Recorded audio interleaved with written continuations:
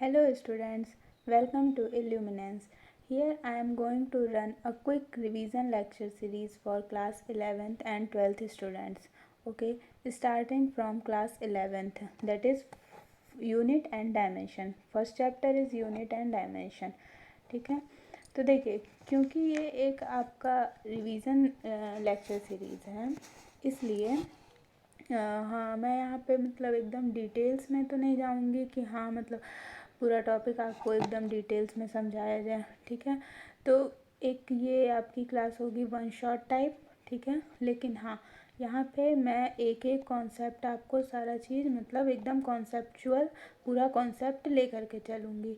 मतलब जो हाँ आपका जैसे मान लीजिए कि कुछ बच्चे होते हैं जो साल भर पढ़ाई करते हैं, कुछ बच्चे होते हैं जो साल भर पढ़ाई नहीं करते हैं।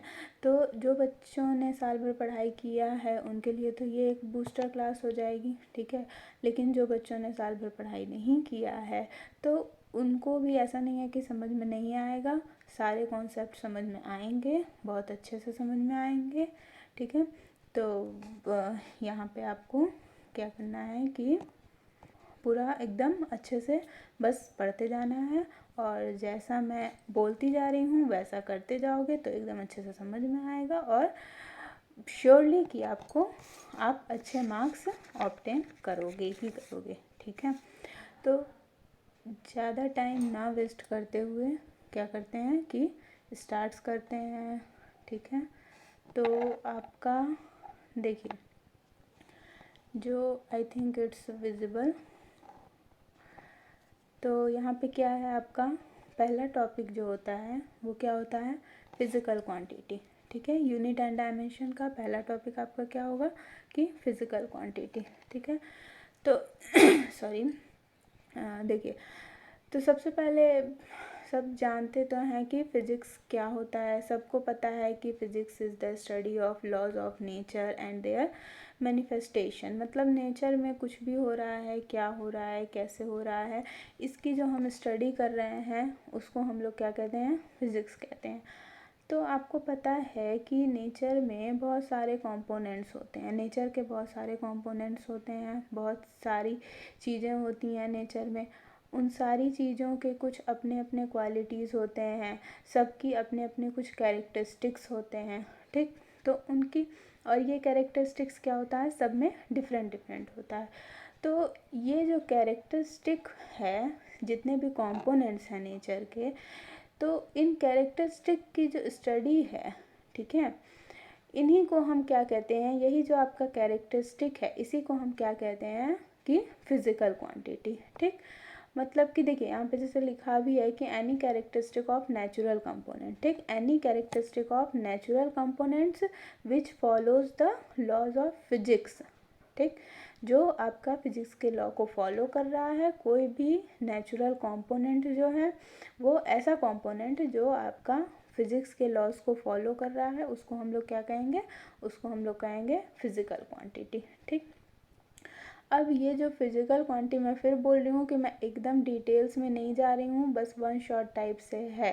ठीक है, आई थिंक अभी ये ऐसा टाइम भी है कि आप लोग भी एकदम डिटेल में पढ़ना नहीं चाहोगे, सब रिवीजन क्लास ही लेना चाहोगे। ठीक, तो ये एक रिवीजन की तरह है, इसलिए मैं बस आपको टॉपिक टॉपिक समझाती जा रही हूँ। ठीक, तो ये जो फिज़िकल क्वांटिटी है आपकी, ये फिज़िकल क्वांटिटी दो फिज़िकल क्वांटिटी होती है, दो टाइप की होती है ये फिज़िकल क्वांटिटी आपकी। दो टाइप की कौन कौन सी हो गई, ये एक आपकी हो गई फंडामेंटल क्वांटिटी। ठीक है, एक आपकी हो गई ये डेराइव्ड क्वांटिटी। ठीक, फंडामेंटल क्वांटिटी और बेस क्वांटिटी।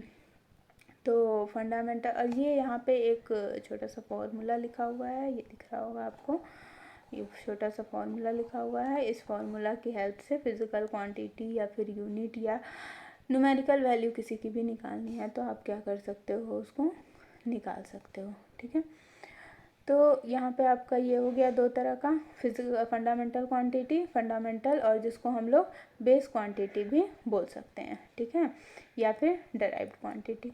अब ये होता क्या है फंडामेंटल क्वांटिटी और बेस क्वांटिटी, आ जाइए देखिए। फंडामेंटल क्वांटिटी देखिए, हम कह सकते हैं कि जैसे देखिए, जैसे मैंने बताया कि नेचर में बहुत सारे कंपोनेंट्स होते हैं, सबके अपने अपने कैरेक्टरिस्टिक होते हैं, ठीक है। तो इन्हीं कंपोनेंट को हम दो तरह से डिवाइड कर सकते हैं। दो तरह से कैसे डिवाइड कर सकते हैं? एक तो हम ये कर सकते हैं कि एक आपका ऐसा कंपोनेंट हो जाएगा, एक आपका ऐसा कंपोनेंट हो जाएगा जो क्या होगा कि दूसरे पे डिपेंड नहीं रहेगा, ठीक है। मतलब दूसरे कंपोनेंट पे, नेचर के जो दूसरे कंपोनेंट हैं उस पर डिपेंड नहीं रहेगा। वो खुद अपने लिए अपना सारा जितना भी उसके यूज़ की चीज़ें होंगी, चाहे जितना कुछ भी होगा, वो सारा चीज़ अपना अरेंजमेंट खुद करता है, ठीक। और दूसरा ये टाइप आ जाता है कि वो जो है वो किसी पे डिपेंड रहेगा। तो उसी तरह से फिज़िक्स में भी होता है आपका, दो क्वांटिटीज़ हैं, फंडामेंटल क्वांटिटी और base quantity. Fundamental physical quantity और बेस और ये आपका डेराइव्ड फिजिकल क्वांटिटी, ठीक है। तो इसी तरह से ये जो फंडामेंटल, जैसे आपको नाम ही से पता चल रहा है, फंडामेंटल या फिर बेस फिजिकल क्वांटिटी, ठीक। तो फंडामेंटल या बेस फिजिकल क्वांटिटी कैसी क्वांटिटी हुई? ऐसी क्वांटिटी हुई, फंडामेंटल और बेस फिजिकल क्वांटिटी ऐसी क्वांटिटी हुई जो किसी दूसरे क्वांटिटी पर डिपेंड नहीं करती है। मतलब इसका अपना एक अलग यूनिक आइडेंटिफिकेशन होता है इसका, ठीक है। ये मतलब किसी और की हेल्प से आप इसको रिप्रेजेंट नहीं कर सकते हैं, ये एक दूसरे पे डिपेंड नहीं करती है। Means fundamental quantities are those physical quantities, or we can say that a set of physical quantities which are independent of each other, ठीक है। या फिर बोल सकते हैं which have unique identification, ठीक है। तो जब हमने आगे स्टडी किया, मेज़रमेंट किया इसके लॉज को, जब आगे हमने स्टडी किया इसको फंडामेंटल फिजिकल क्वांटिटीज़ को कि ऐसी कौन कौन सी क्वांटिटीज़ हो सकती हैं, तो हमें 7 क्वांटिटीज़ ऐसी निकल कर के आई जो एक दूसरे पे जो दूसरे क्वांटिटी, दूसरे फिजिकल क्वांटिटी पे डिपेंड नहीं करती है। जैसे कि आपका लेंथ हो गया, मास हो गया, टाइम हो गया, करंट हो गया, इलेक्ट्रिक करंट हो गया, ठीक है, थर्मोडायनेमिक टेम्परेचर हो गया, अमाउंट ऑफ सब्सटेंस, ठीक, और ल्यूमिनस इंटेंसिटी। ये 7 तो हो गई आपकी फंडामेंटल क्वांटिटी। फिर ये दो क्या चीज़ है? तो जब ये 7 क्वांटिटी के बारे में पता चल गया, ठीक है, तो उसके बाद भी इस पर स्टडी, फिज़िक्स में तो स्टडी इसके बाद क्या आज तक स्टडी चल ही रही है, ठीक है। तो इसके बाद भी जब स्टडी किया गया तो दो और ऐसी क्वांटिटी मिली जो किसी भी दूसरे फिज़िकल क्वांटिटी पे डिपेंड नहीं करती है। मतलब इसका भी अपना एक अलग क्या होता है, एक यूनिक आइडेंटिफिकेशन होता है इसका भी, इसकी तरह ही। अब क्योंकि हम लोग 7 को पहले ही डिफाइन कर चुके थे, इसलिए बाद में जो ये आपकी क्वांटिटी मिली इसको हमने क्या नाम दिया, क्योंकि हमने इसको बाद में ऐड कर दिया इसमें, तो इस वजह से हमने इसको सप्लीमेंट्री फिजिकल क्वांटिटी नाम दे दिया, ठीक है। ये आपकी दो होती है, that is plane angle and solid angle, ठीक। तो फंडामेंटल फिजिकल क्वांटिटी समझ में आ गया। फंडामेंटल फिजिकल क्वांटिटी 7 तरह की होती है, 2 बाद में ऐड की गई जिसको हम लोग सप्लीमेंट्री क्वांटिटी बोलते हैं, plane angle and solid angle, ठीक। Length, mass, time, electric current, thermodynamic temperature, amount of substance, luminous intensity, that is 7, and 2 plane angle and solid angle, okay. अब देखिए, तो ये आपकी फंडामेंटल हो गई। दूसरी हमने क्या पढ़ी थी? दूसरी हमने पढ़ी थी आपकी, क्या पढ़ी थी? डेराइव्ड फिजिकल क्वांटिटी, ठीक है। तो जैसे मैंने आपको बताया कि नेचर में दो तरह की चीज़ें हो सकती हैं, या हम कह सकते हैं कि दो तरह की चीज़ें हैं। एक तो वो जो एक दूसरे पे डिपेंड कर रही हैं, एक वो जो इंडिपेंडेंट हैं जिनका अपना एक अलग यूनिक आइडेंटिफिकेशन है, ठीक है। तो उसी तरह से फंडामेंटल तो आपको समझ में आ गया। अब डेराइव्ड, जैसा कि फंडामेंटल का नाम से आपका क्लियर था कि ये जो है वो इसका अपना यूनिक आइडेंटिफिकेशन है, उसी तरह से ये जो डेराइव्ड फिजिकल क्वांटिटी है आपकी, इसका यहाँ पे भी आप कह सकते हैं कि डेराइव्ड फिजिकल क्वांटिटी, ये भी नाम से इसको भी क्लियर हो रहा है कि ऐसी फिजिकल क्वांटिटी जो क्या हो रही है, डेराइव की गई है, ठीक है। डेराइव्ड, जो डेराइव्ड की गई है, मतलब जिसका अपना कोई आइडेंटिफिकेशन नहीं है, ठीक है, इसका अपना कोई आइडेंटिफिकेशन नहीं है। तो फिर क्या है, कहाँ से आया? तो ये है कि इसको हमने क्या किया है, हमने डराइव करके निकाला है, मतलब हम इसको ले करके आए हैं। क्या लेकर के आए हैं?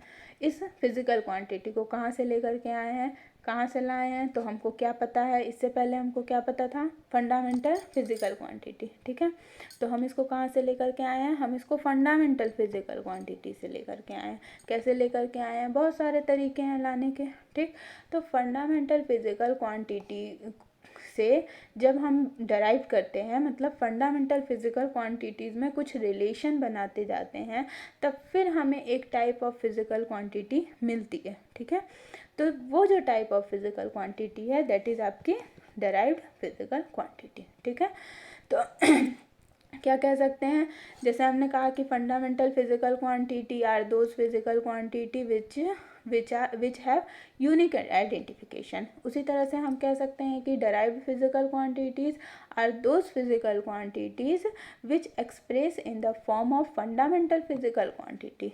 ठीक है, या फिर which depend on the fundamental physical quantity.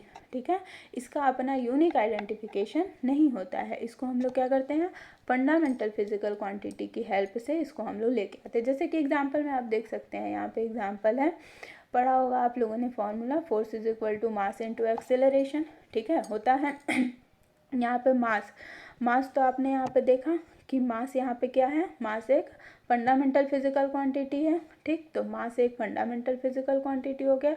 Acceleration कहाँ से आया?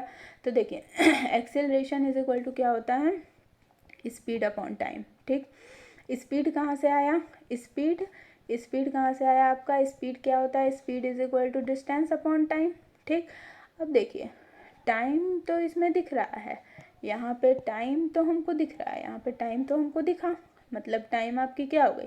Fundamental physical quantity. ठीक, डिस्टेंस क्या होता है? डिस्टेंस आ गया यहाँ पे, ये क्या होता है? डिस्टेंस। तो डिस्टेंस देखिए हम क्या बोलते हैं, डिस्टेंस मतलब कि इतना लंबा है, ले लो। ठीक है, इतना लंबा है, ले लो। ठीक, तो एक तरह का ये क्या हो गया आपका, लेंथ। ठीक, डिस्टेंस जो है, डिस्टेंस को हम लोग किस में मेज़र करते हैं? डिस्टेंस को हम लोग लेंथ में मेज़र करते हैं। ठीक, तो डिस्टेंस आपका लेंथ हो गया, और लेंथ हमने पढ़ रखा है फंडामेंटल फिज़िकल क्वांटिटी। तो आ जाइए यहाँ पे, क्या हो गया आपका, force is equal to mass into acceleration. Mass आपका एक फंडामेंटल फिज़िकल क्वांटिटी है, एक्सेलरेशन भी आपका ये एक फंडामेंटल फिज़िकल क्वांटिटी, ये एक फंडामेंटल फिज़िकल क्वांटिटी। तो एक्सेलरेशन डराइव हुआ है फंडामेंटल फिज़िकल क्वांटिटी से, तो कुल मिला के आपका फोर्स क्या हो गया, फोर्स जो है वो आपका डराइव हुआ फंडामेंटल फिज़िकल क्वांटिटी से। मतलब एक फंडामेंटल फिज़िकल क्वांटिटी है, ये एक डराइव्ड फिज़िकल क्वांटिटी है जो फंडामेंटल फिज़िकल क्वांटिटी से आई है। ठीक है, तो इन दोनों को हमने मिला दिया तो आपका क्या बन गया, फोर्स। तो फोर्स आपका क्या हो गया, एक डराइव्ड फिज़िकल क्वांटिटी हो गया, जिसको हमने किसकी हेल्प से डराइव किया है, फंडामेंटल फिज़िकल क्वांटिटी की हेल्प से। ठीक, समझ में आया? दो तरह की क्वांटिटीज़, एक आपका क्या हो गया, फंडामेंटल फिज़िकल क्वांटिटी, और एक आपका क्या हो गया, डराइव्ड फिज़िकल क्वांटिटी। ठीक, तो ये आपका क्या हो गया पूरा फिज़िकल क्वांटिटी के बारे में। ठीक है अब देखिए, अब आपको क्या पढ़ना है, यूनिट। यूनिट क्या होता है? यूनिट क्या होता है? तो देखो यूनिट क्या होता है, यहाँ पे कुछ भी आप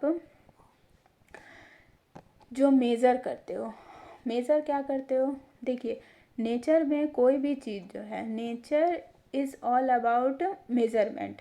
ठीक है, and measurement is the basic thing of physics. बिना मेज़रमेंट के फिज़िक्स में कुछ नहीं हो सकता। ठीक, मतलब अगर आप फिज़िक्स पढ़ने जा रहे हो तो आपको मेज़रमेंट आना चाहिए। Measurement actually what is measurement? Measurement is what? Measurement आपका ये हो गया, जैसे मान लीजिए किसी भी दो चीज़ में आपको कंपेयर करना है। ठीक है, अपने आसपास की ही चीज़ मान लीजिए, या फिर यही मान लीजिए ना कि जैसे अभी ठंडी का मौसम चल रहा है, कोल्ड सीजन है, तो आज जो है आपकी जितना टेम्परेचर है, ठीक, अगले दिन आपका जितना टेम्परेचर है, आप कहेंगे कि कब ज़्यादा ठंडी थी, आज ज़्यादा ठंडी है कि कल ज़्यादा ठंडी है।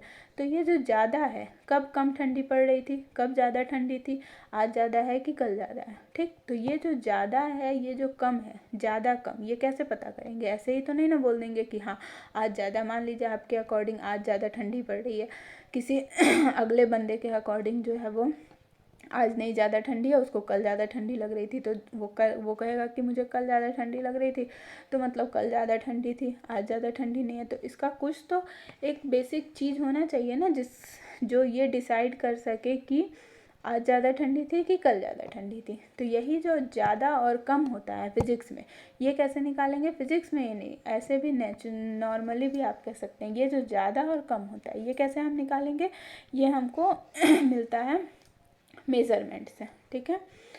तो जो हम ये मेज़रमेंट कर रहे हैं, ये मेज़रमेंट जो होता है, ये हम मेज़रमेंट कैसे कर सकते हैं? देखो, तो ये जो आपका मेज़रमेंट होता है, ये मेज़रमेंट करने के लिए हम ऐसे ही नहीं उठा के कुछ भी जो है वो किसी भी तरह से मेज़र कर लेते हैं, ठीक है। तो बहुत सारे साइंटिस्टों ने मिलके इस मेज़रमेंट के लिए एक स्टैंडर्ड एक स्टैंडर्ड जो है वो फिक्स किया। तो इस स्टैंडर्ड को क्या फिक्स किया? ये स्टैंडर्ड एक ऐसा स्टैंडर्ड फिक्स किया जो हर चीज़ के लिए वैलिड हो, ठीक है। तो ये स्टैंडर्ड उन्होंने क्या फिक्स किया? 1। किसी भी चीज़ का 1 लेके, जैसे मान लीजिए आप लेंथ को मेज़र कर रहे हैं, ठीक है, तो 1 ले लीजिए, 1 मीटर 1 मीटर, ठीक। तो 1 ले लीजिए, तो ये आपका क्या हो गया? मेज़रमेंट का स्टैंडर्ड हमने क्या मान लिया? 1 मान लिया। इसी 1 को क्या बोला? यूनिट बोला, ठीक।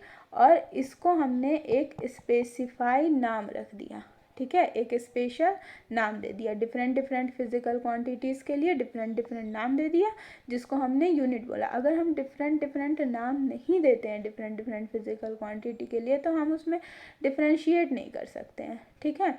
तो यूनिट बेसिकली आपका क्या हो गया? एक स्टैंडर्ड मैग्नीट्यूड हो गया किसी भी फिजिकल क्वांटिटी के लिए, ठीक है, जो आपकी सेम, देखिए, unit is a standard magnitude of a physical quantity by which same type of other physical quantity can be measured, ठीक है। जैसे ये आपका पेन है, ठीक है, और यहाँ पे ये आपका दूसरा पेन है, ठीक। ये देखिए 2 पेन मैंने लिया, ठीक। अब इन दोनों पेन को हमको मेज़र करना है, तो कौन ज़्यादा लंबा है, कौन ज़्यादा छोटा है, ठीक है। तो इसको हम लोग कैसे करेंगे? सेम टाइप की जो फिज़िकल क्वांटिटी है, इसको मेज़र करने के लिए हमने एक स्टैंडर्ड फिक्स कर दिया, ठीक है, कि इसके 1 मीटर में कितना है, इसके 1 मीटर में कितना है, ठीक है। तो यही आपका यहाँ पे बोला है कि unit is a standard magnitude of physical quantity by which same type of other physical quantity can be measured. इतना हो गया। उसके बाद से फिर क्या हो गया कि जैसा मैंने बताया, डिफरेंट डिफरेंट फिजिकल क्वांटिटी के लिए हमने डिफरेंट डिफरेंट नेम रख दिया है यूनिट का। तो यूनिट में आपका क्या हो गया? देखिए, इसको हटाते हैं, ये हटा आपका। देखिए यूनिट में जो है, ये यूनिट जो है आपका, यूनिट ले लो।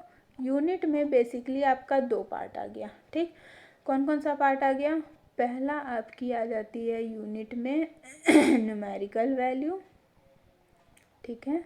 यूनिट में आपकी आ जाती है पहले न्यूमेरिकल वैल्यू, ठीक।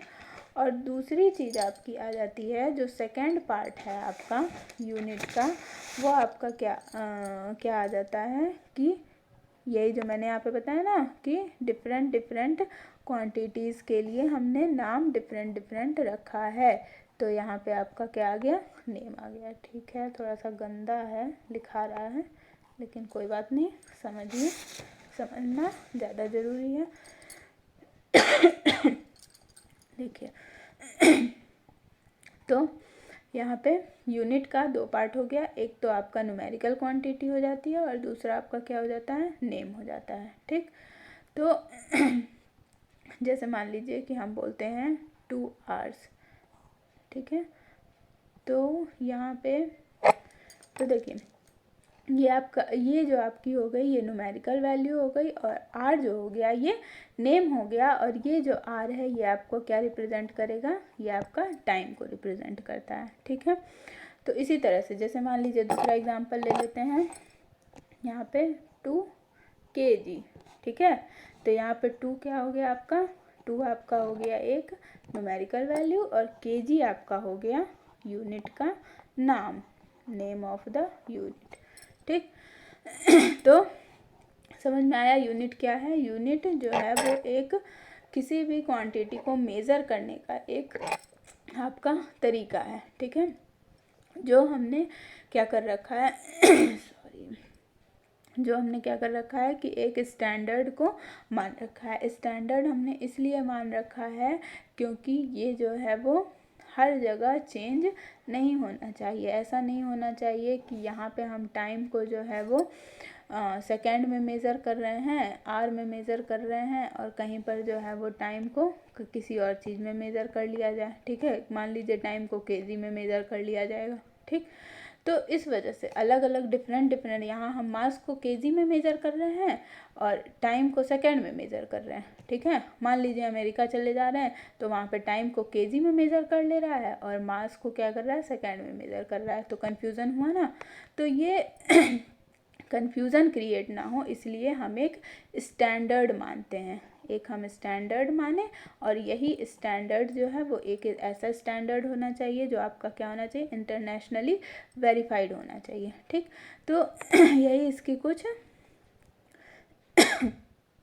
कैरेक्टरिस्टिक है आपकी। इसको पहले साफ कर दूँ, फिर कैरेक्टरिस्टिक देखिए, यही आपकी कुछ यहाँ पे इसकी कैरेक्टरिस्टिक है, किसकी, यूनिट की।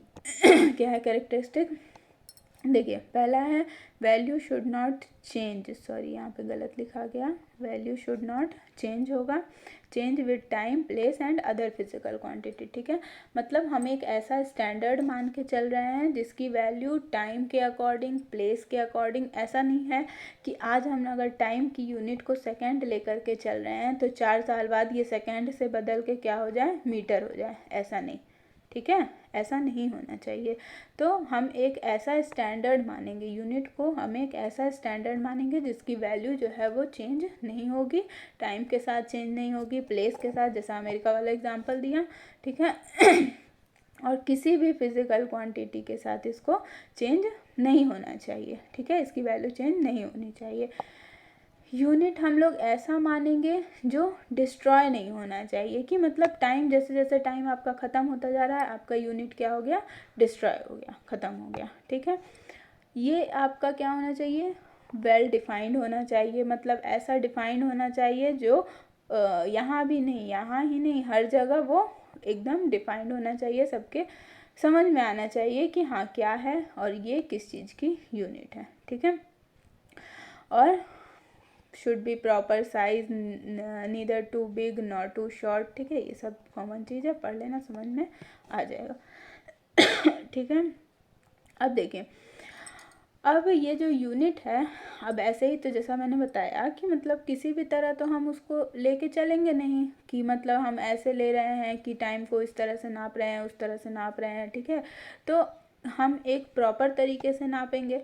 तो इसमें क्या हुआ, यूनिट का हमने, मतलब साइंटिस्ट ने यूनिट का एक सिस्टम बनाना स्टार्ट कर दिया। ठीक है, अलग अलग सिस्टम बनाना शुरू किया। तो क्या बनाना शुरू किया, तो जैसे जैसे डेवलप करते गए वैसे वैसे जो है वो सिस्टम भी अलग अलग सा बनता गया। ठीक है, अभी फ़िलहाल क्या चल रहा है वो मैं बताऊँगी। सबसे पहले जो है वो ब्रिटिशर्स के टाइम में जो आपका था, ब्रिटिशर्स के टाइम में ये आपका था FPS सिस्टम। ठीक, FPS सिस्टम में क्या होता है, फुट, पाउंड और सेकेंड, मतलब फुट, पाउंड और सेकेंड।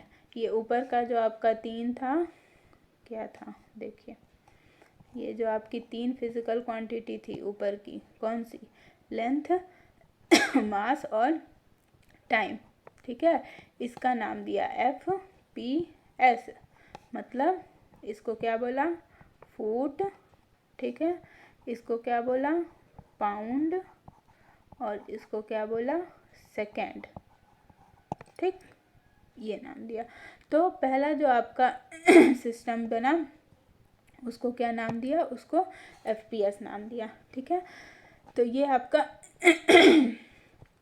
पहला यूनिट सिस्टम बना।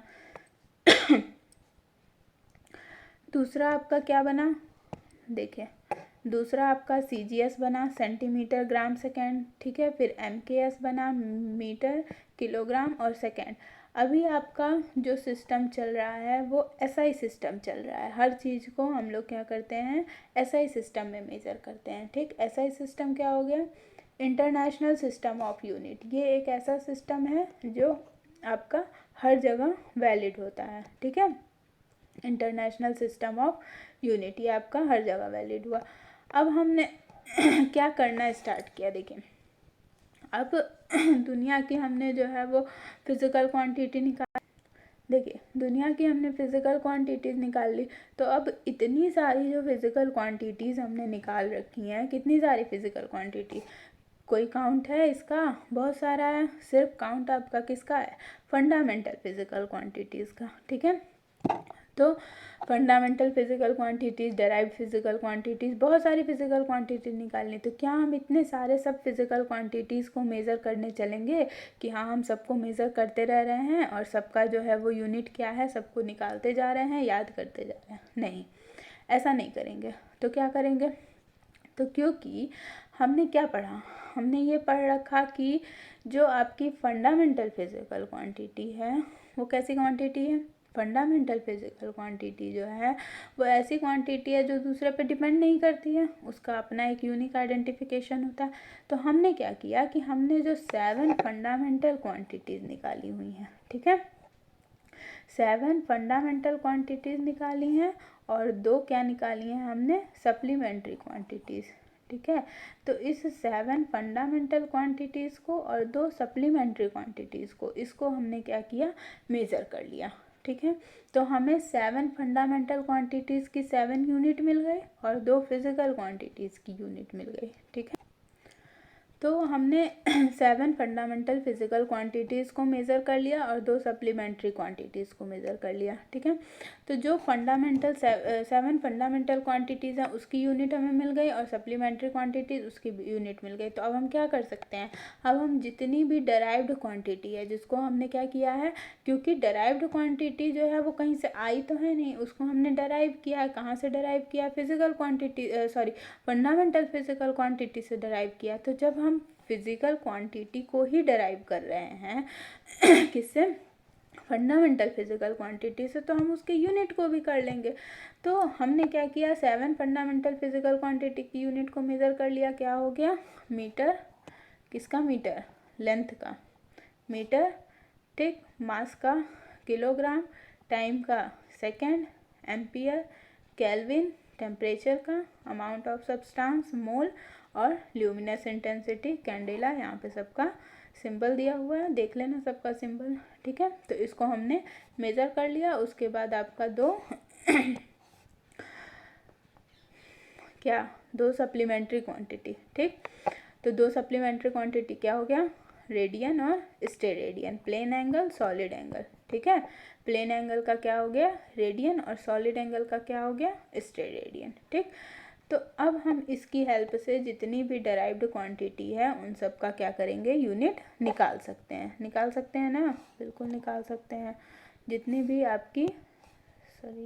आपकी डेराइव्ड फिजिकल क्वांटिटी है उन सब का हम क्या कर सकते हैं, यूनिट निकाल सकते हैं, ठीक, आराम से निकाल सकते हो। जैसे मान लो कि फोर्स का ही निकालना है तुम्हें, ठीक। तो यहाँ पे फोर्स बराबर क्या लिखे हुए थे, फोर्स बराबर लिखे थे ना कि मास, यहाँ पे मास, यहाँ पे आ जाओ फोर्स बराबर, यहाँ पे फोर्स जो यहाँ पे लिखे थे, यहाँ पे फोर्स, ठीक है।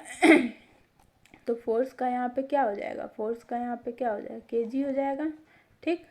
सॉरी, मास का क्या हो जाएगा, मास का केजी हो जाएगा। एक्सिलरेशन, यहाँ पे आ जाओ, एक्सिलरेशन बराबर क्या हो गया, एक्सिलरेशन बराबर स्पीड अपॉन टाइम, ठीक। डिस्टेंस अपॉन टाइम अपॉन ये वाला टाइम हो गया आपका, ठीक।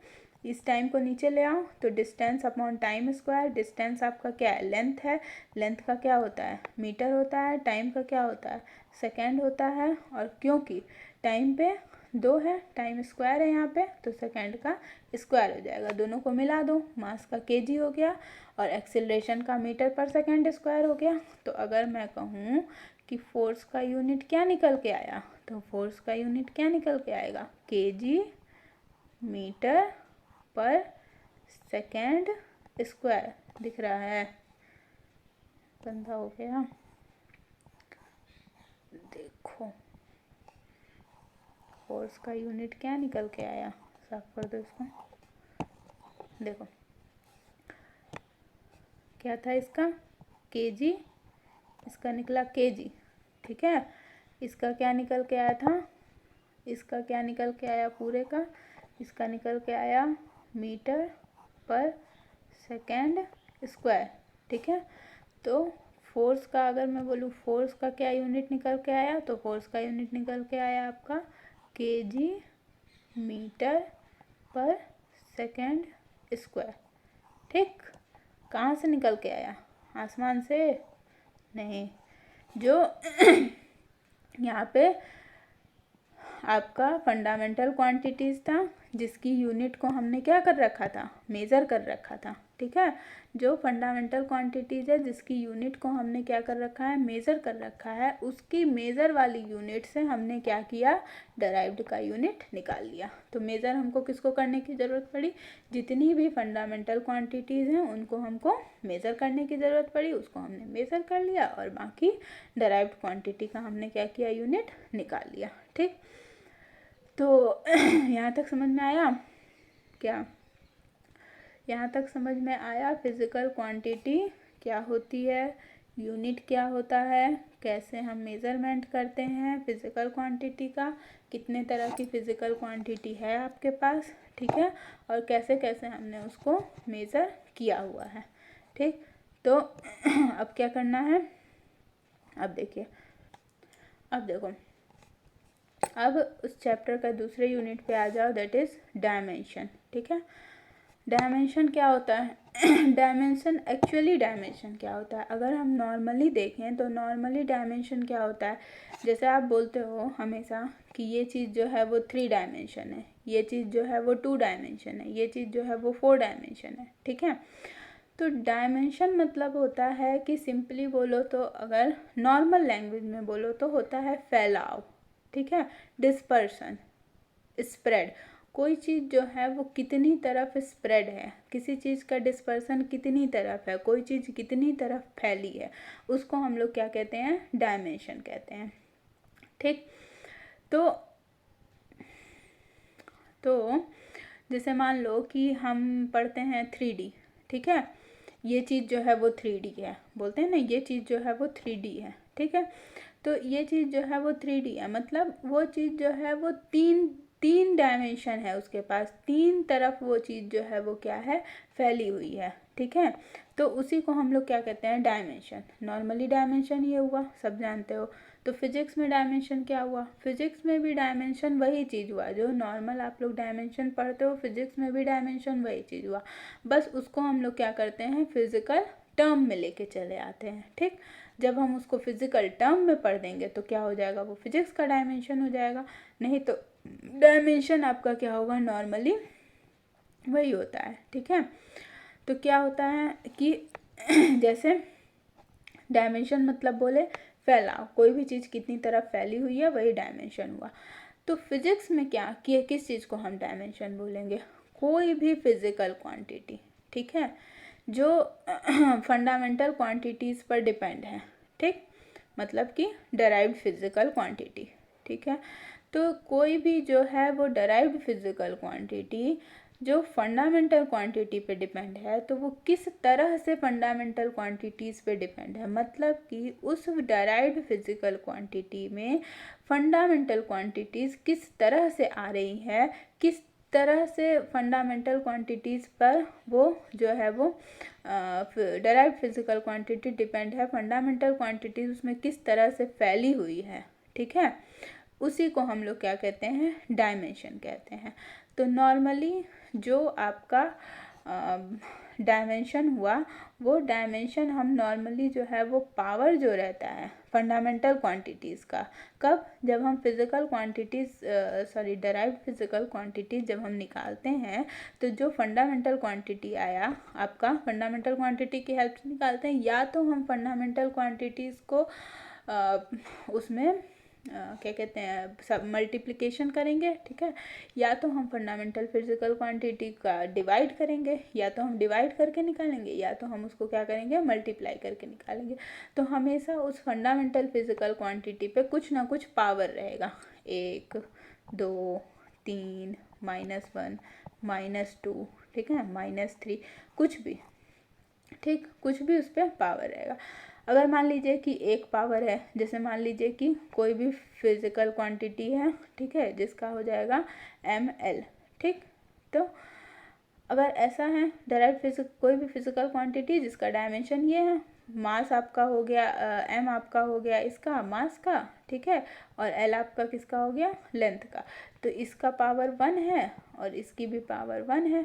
तो मतलब हम कह सकते हैं कि m का 1 डायमेंशन है उसमें, मतलब मास का जो फिजिकल क्वांटिटी हमने डेराइव्ड किया है उस फिजिकल क्वांटिटी में मास का 1 डायमेंशन है, मतलब मास 1 है और लेंथ भी 1 है, ठीक है।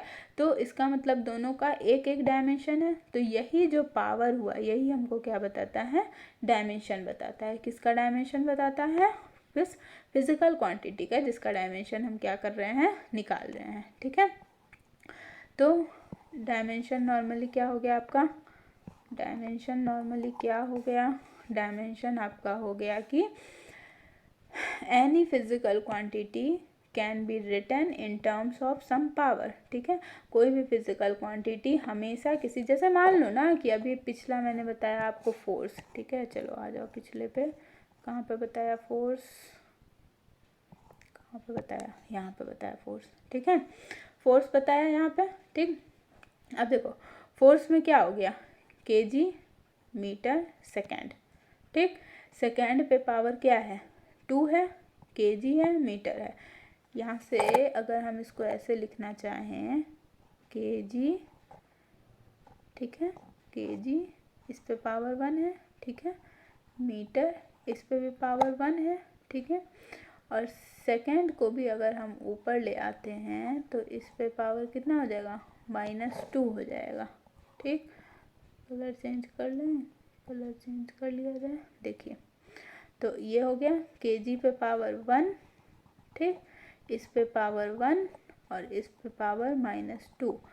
तो अगर आपसे कोई पूछे कि फोर्स जो है वो फोर्स की डायमेंशन क्या है, फोर्स की डायमेंशन क्या है, तो आप कहोगे कि जो फोर्स है इस फोर्स में मास का 1 डायमेंशन है, मीटर का 1 डायमेंशन है और टाइम का -2 डायमेंशन है।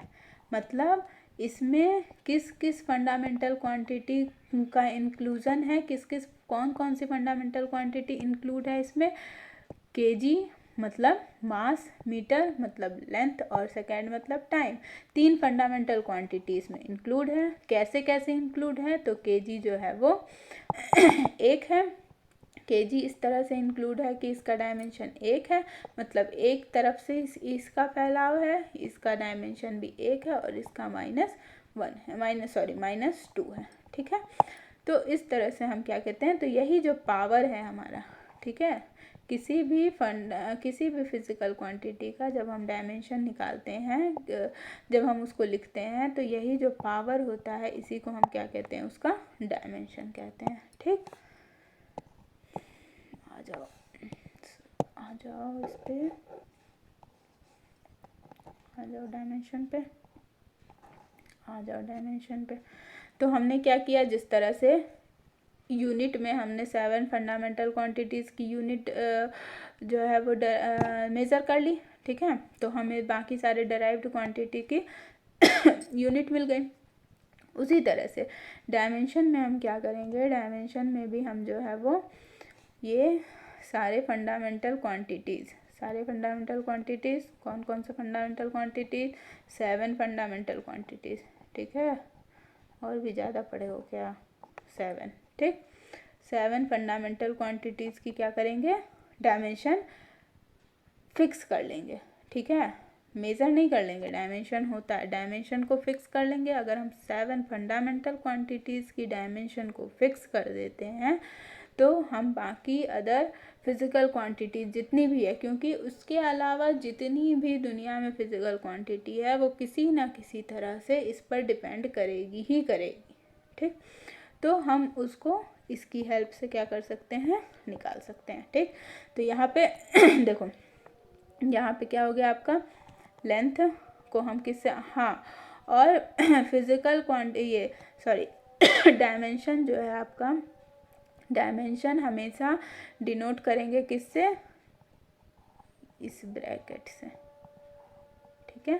कभी भी डायमेंशनल फॉर्मूला लिखोगे, कभी भी डायमेंशन किसी का लिखोगे तो वो हमेशा इस ब्रैकेट में ही लिखोगे, ठीक है, चाहे कुछ भी लिखो, ठीक, हमेशा इस ब्रैकेट से ही इसको डिनोट करोगे। तो लेंथ का L, मास का M, टाइम का T, ठीक, इलेक्ट्रिक करंट का A या I कुछ भी लिख सकते हैं, टेम्परेचर का K या थीटा, ठीक है, मोल और इसका CD, ठीक, इतना समझ में आया।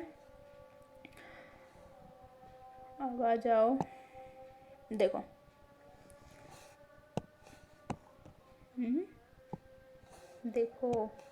देखो यहाँ पे जो मैंने अभी बताया यहाँ पे, ठीक है, जो पीछे मैंने बताया ना कि फोर्स में जो है वो इस तरह से यहाँ पे हो जाएगा एक्सेलरेशन का, ठीक, सॉरी वॉल्यूम नहीं होगा यहाँ पे, स्पीड अपॉन टाइम होगा,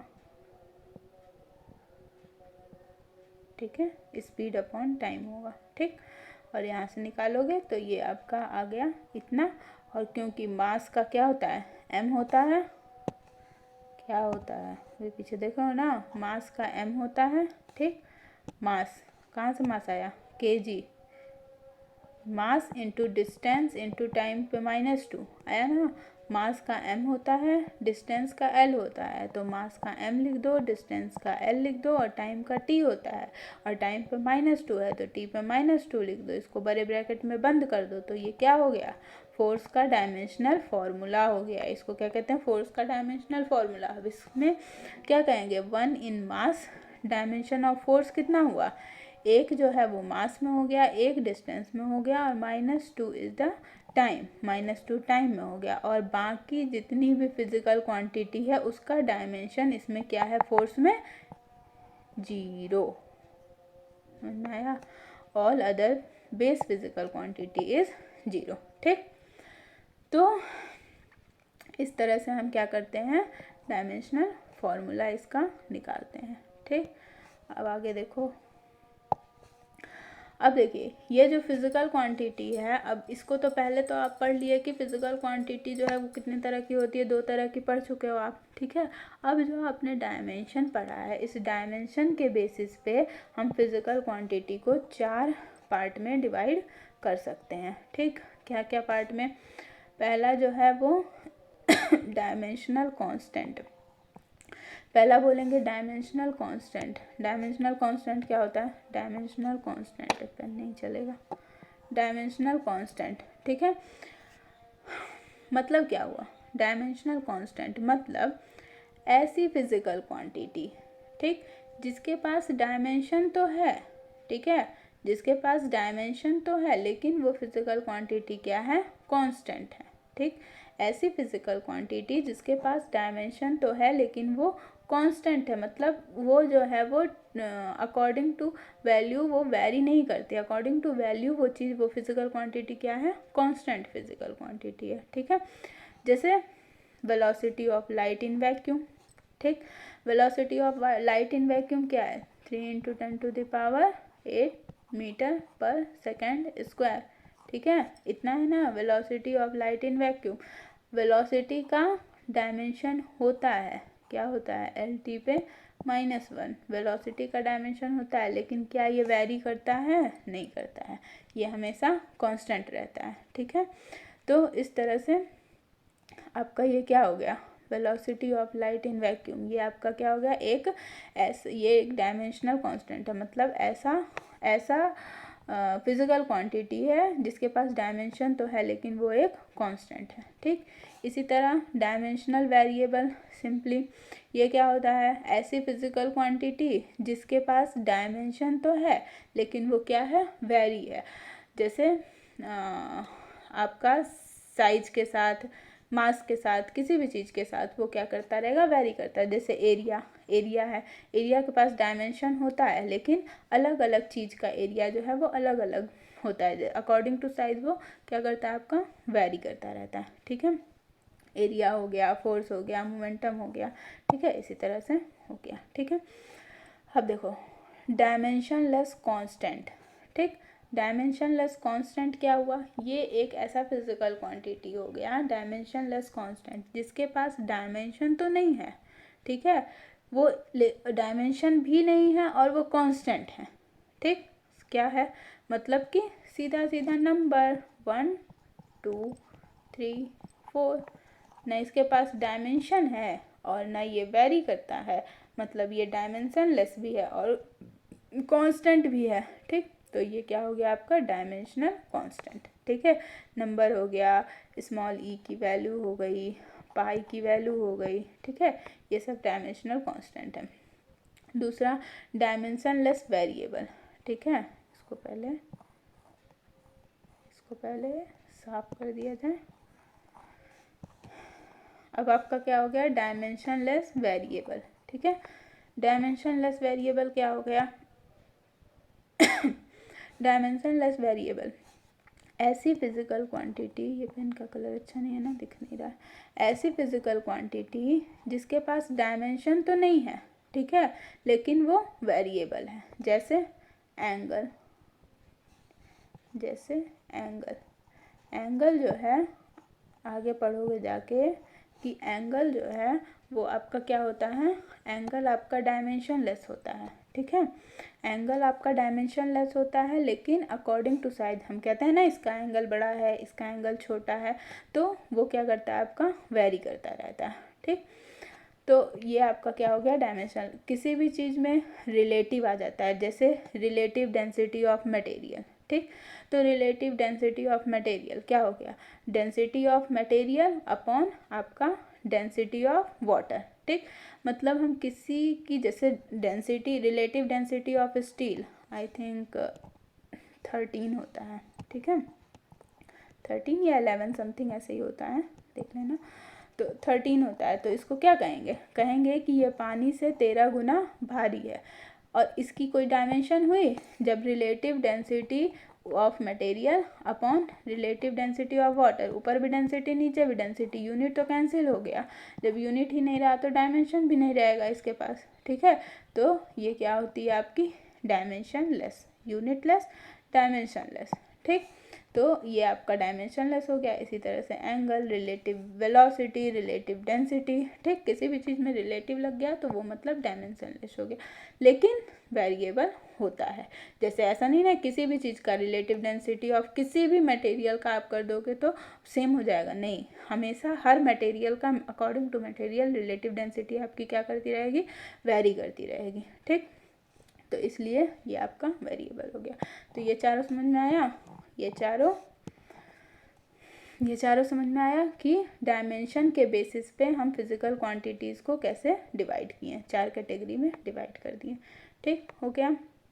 अब देखिए, अब आपको क्या करना है, ये डायमेंशनल, अब देखिए, अब है dimensional formula and dimensional equation of physical quantity. ठीक, तो डायमेंशनल फार्मूला क्या होता है किसी भी फिजिकल क्वांटिटी का और डायमेंशनल इक्वेशन क्या होता है। ठीक, तो देखिए डायमेंशनल फार्मूला किसी भी फिजिकल क्वांटिटी का डायमेंशनल फार्मूला जो होता है वो एक ऐसा एक्सप्रेशन होता है, ठीक, कि वो एक्सप्रेशन जो है वो आपको ये बताता है कि वो जो फिज़िकल क्वांटिटी है जिसका हमने डायमेंशन निकाला है, वो फिज़िकल क्वांटिटी जो है वो फंडामेंटल क्वांटिटी पे किस तरह से डिपेंड कर रही है। पहली बात देखिए, 2 पॉइंट होता है। पहला पॉइंट कि किस फंडामेंटल क्वांटिटी पे डिपेंड कर रही है ये बताएगा। दूसरा पॉइंट ये बताएगा कि किस तरह से डिपेंड कर रहा है। ठीक, तो बेसिकली नॉर्मली हम कह सकते हैं कि जो आपका डायमेंशनल फार्मूला होता है वो फंडामेंटल यूनिट और डराइव्ड यूनिट में रिलेशन बताता है, ठीक है। फंडामेंटल यूनिट और डराइव्ड यूनिट में रिलेशन बताता है ऐसा एक्सप्रेशन जो हमको ये बताता है कि उस फिजिकल क्वांटिटी में कौन कौन से फंडामेंटल क्वांटिटी हैं और वो फंडामेंटल क्वांटिटी उसमें किस किस तरह से डिपेंड कर रही है, ठीक है। और ये जो फिजिकल क्वांटिटी जिसका हम डायमेंशनल फार्मूला निकाल रहे हैं और डायमेंशनल फार्मूला में जो रिलेशन होता है इसको हम लोग क्या कहते हैं, डायमेंशनल इक्वेशन, ठीक है। समझ में आया डायमेंशनल फार्मूला क्या हुआ, डायमेंशनल इक्वेशन क्या हुआ। डायमेंशनल फार्मूला हमको ये बताएगा कि वो जो फिजिकल क्वांटिटी है वो किस किस फंडामेंटल क्वांटिटी पे डिपेंड कर रही है और किस किस तरह डिपेंड कर रही है। ये ऐसा एक्सप्रेशन देगा जैसे मान लीजिए कि फोर्स का डायमेंशनल फार्मूला निकाले फोर्स का डायमेंशनल फार्मूला निकाले mLT पे -2, ठीक है। तो ये क्या हमको बता रहा है, ये हमको बता रहा है ना कि ये जो फोर्स है ये किस किस फंडामेंटल क्वांटिटी पे डिपेंड कर रहा है और किस किस तरह डिपेंड कर रहा है, ठीक। ये हमको बताया, तो ये जो हुआ इसको डायमेंशनल फार्मूला बोलेंगे, ठीक है। ये जो हुआ इसको डायमेंशनल फार्मूला बोलेंगे। और ये जो फोर्स हुआ और किसी के भी बीच में जब इक्वल टू का साइन लग जाता है तो उसको सिंपली इक्वेशन बोलते हैं, इतना नहीं जानते हो, इसको इक्वेशन बोलते हैं। तो ये जो फिजिकल क्वांटिटी है क्या, फोर्स, और ये जो उसका डायमेंशनल फार्मूला है इसके बीच में जो रिलेशन बताया, ये क्या, ये रिलेशन बताया, ये क्या हो गया, ये आपका डायमेंशनल इक्वेशन हो गया, सिंपल, ठीक। तो इतना समझ में आया। अब देखो, अब क्या होता है, देखिए आई थिंक ये जो लेक्चर है आपका ये बहुत बड़ा हो गया है, तो यहीं तक छोड़ दिया जाए। 2-3 टॉपिक बच गया है, ठीक है। Principle of homogeneity of dimensions, ठीक है। उसके बाद आपका बच गया है uses of dimension, dimensional analysis का यूज़ क्या हो जाएगा, ठीक। उसके बाद से फिर 2-3 टॉपिक है, ज़्यादा नहीं है। डायमेंशनल लिमिटेशन इसका क्या हो जाएगा और एक एरर, ठीक है। तो एक और क्लास ले लूँगी, आधे घंटे की क्लास होगी, ठीक। उसमें ये तीनों टॉपिक आपका कवर हो जाएगा, ठीक। बाकी अभी जितना पढ़ाया है उसको अच्छे से पढ़ो, ठीक। अगर कोई भी चीज़ इसमें नहीं समझ में आती है, जितना भी मैंने समझाया है मैंने अपनी तरफ से पूरा समझाने की कोशिश करा है, अगर कुछ नहीं समझ में आता है तो मुझे कमेंट सेक्शन में लिख करके अपनी जो भी क्वेरी होगी, कोई भी क्वेश्चन, कोई भी क्वेरी, ठीक है, उसको कमेंट सेक्शन में लिख करके ज़रूर बताना कि मैडम मुझे ये क्वेश्चन नहीं समझ में आ रहा है, नेक्स्ट क्लास में मैं उसको सॉल्व करने की कोशिश करूँगी, ठीक है। अगर आपको वीडियो पसंद आए तो लाइक करना, ठीक है, लाइक करना और आगे की वीडियो सब्सक्राइब कर लेना। तो जैसे जैसे मैं वीडियो डालती जाऊंगी वैसे वैसे आपको क्या मिलेगा, नोटिफिकेशन मिलते जाएगा, ठीक है। टेंशन मत लेना, सारे टॉपिक जो है आपका एग्ज़ाम से पहले कंप्लीट हो जाएगा, ठीक है। 2-3 टॉपिक बचा है, ज़्यादा नहीं है, आधे घंटे की क्लास में फिनिश हो जाएगा, ठीक है। इससे पहले अभी तक मैंने जितना बताया है उसको एक बार सही से पढ़ लेना अच्छे से, ठीक है, बुक से पढ़ लेना। हाँ, और अगर PDF चाहिए तो मुझे कमेंट सेक्शन में बताना। अगर ज़्यादा से ज़्यादा बच्चों के कमेंट्स आएंगे कि हाँ PDF चाहिए, तो फिर मैं अगली क्लास में आपको बताऊंगी कि PDF आपको कहाँ से मिलेगा, ठीक है। या फिर मैं लिंक कमेंट सेक्शन में ही डाल दूँगी कि आपको PDF जो है कहाँ से मिलेगा, ओके। तो ठीक है, तो अगर PDF चाहिए तो मुझे कमेंट सेक्शन में बताना कि PDF चाहिए, ठीक है। और नहीं, अगर बुक से रिवाइज़ कर सकते हो तो बुक से रिवाइज़ कर लो, हाँ, लेकिन जितना मैंने बताया है उसको एक बार रिवाइज़ कर लेना, ठीक है। और उस पर अगर कोई क्वेश्चन मिल रहा है तो उस क्वेश्चन को ज़रूर लगा लेना, ठीक है। 2-3 मिनट की आधे घंटे की क्लास और बची हुई है, अगले बार मैं उसको कंप्लीट कर लूँगी, ठीक है। आई होप आप सबको समझ में आया होगा, ठीक है। ओके, चलिए आज के लिए बस इतना ही। Okay, bye bye, take care all.